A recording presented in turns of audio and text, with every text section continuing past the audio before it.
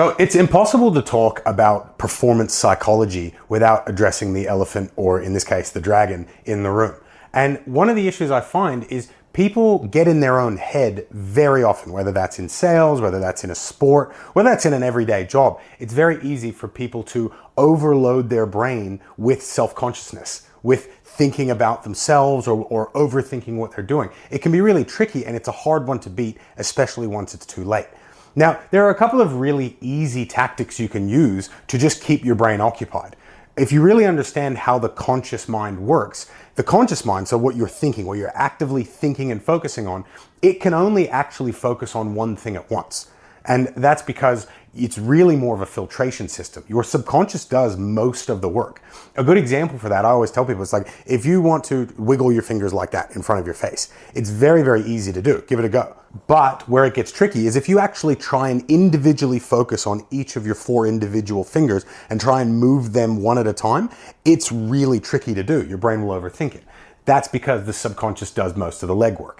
Now, the easiest way to occupy your conscious mind while you're working, it's very silly, but if you just have like a song that you can hum along to in your head, or even like sing the words to, not too loud if you're in a work environment or whatever, just keep a song going through your head. That is the number one way to just stay out of your head all day. And if you really think back on some of your best days in whatever discipline you're doing, you've got a bit of a rhythm to you. And a lot of the times there is a song that motivates you that's playing as a backtrack. So that's one little tip.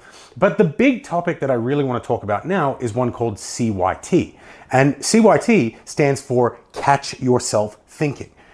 A lot of the time we end up putting ourselves into these like negative thinking spirals where we just keep thinking about how poorly we're doing, and then we do bad, and then we're then even more stressed about it, and it's very easy to get yourself into what a lot of people call a neg out, or losing your attitude.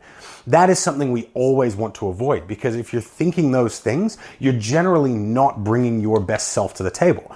You operate at your best when you're thinking about nothing. One of the most famous samurais of all time, Miyamoto Musashi, he had a book called the Book of 5 Rings, or 5 Scrolls. And the last scroll was literally called the Scroll of Emptiness. And it basically said, if you've practiced your discipline enough times, what you want is to be thinking about absolutely nothing, to have an empty mind. And when you're in that Zen zone autopilot, that's when you're going to perform at your best. And so how we get to that is to stop our brains from stopping us from doing that. And the way we do that is, number one, is just keep it occupied, but also realize when there is a problem before it's too late.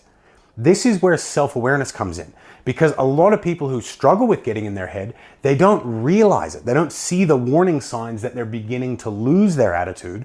And by the time they want to fix it, it's too late. And so this is where the idea of killing the monster when it's little, or killing the dragon when it's little, comes in. This is a topic done by Tony Robbins, and it really talks about the idea that if you have something bothering you, or if you're starting to get upset, you want to be able to address that quickly. Because if I've got like a little baby monster, it's pretty easy to kill it when it's little. You just kind of stomp on it and let nature take its course.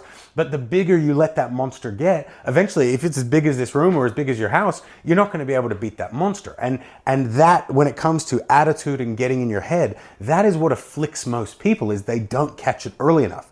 So there's a couple of little tips here. Number one is get good at noticing your warning signs. For me, let's say when I was selling back in my glory days as a seller, if I ever got mad at a customer, because when you're selling, your job is to go and make people's day better and help people with their problems. And if you get upset at a customer, that means you're not doing that correctly. And that was my sign. I haven't lost my attitude, but I'm probably about to.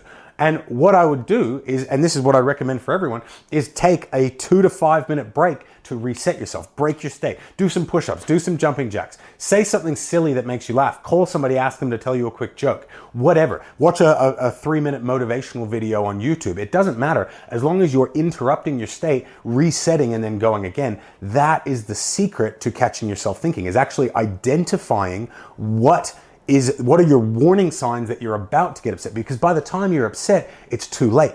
The upside is, a lot of times for people, those negative thinking habits, they're exactly that. They're habits. And with habits, the upside is they can be learned and they can be unlearned. Now, to learn a habit, that's all about repetition. You've just got to keep doing that thing properly and it'll start to be reflexive. You'll do it on your own.